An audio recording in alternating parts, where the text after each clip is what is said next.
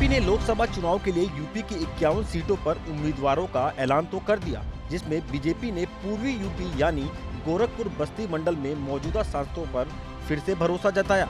लेकिन इसके पीछे बीजेपी का एक खास प्लान नजर आ रहा है।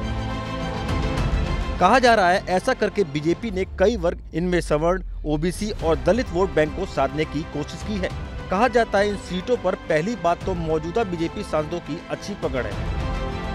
उसके बाद इन्हें फिर से टिकट देने से कई जातीय समीकरण को बीजेपी ने साधने की कोशिश की है। अब इस लिस्ट में कौन कौन मौजूदा सांसद शामिल हैं, पहले उनके बारे में जान लीजिए। जैसे कि महाराजगंज से पंकज चौधरी पर 7वीं बार भरोसा जताया गया। डुमरियागंज से सांसद जगदम्बिका पाल, बस्ती से सांसद हरीश द्विवेदी, सलेमपुर से रविंद्र कुशवाहा, ये भी अपने क्षेत्र में तीसरी बार हैट्रिक लगाने की तैयारी में हैं। गोरखपुर से फिर रवि किशन, कुशीनगर से फिर विजय कुमार दुबे, बांसगांव से फिर कमलेश पासवान और संत कबीर नगर से डॉक्टर प्रवीण निषाद। जाहिर है ये सभी सांसद अपने अपने जाति के बड़े नेताओं में भी शुमार हैं। इसलिए अगर बीजेपी इनकी सीटों पर फेरबदल करती तो कई वर्गों का वोट हाथ से निकल सकता था।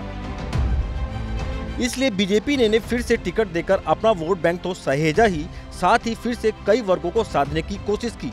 इसी क्रम में अब इस बार बीजेपी सपा के वोट बैंक पर भी सेंधमारी कर रही है, यादव महाकुंभ करके, जिसका जिम्मा मध्य प्रदेश के मुख्यमंत्री मोहन यादव को दी गई है।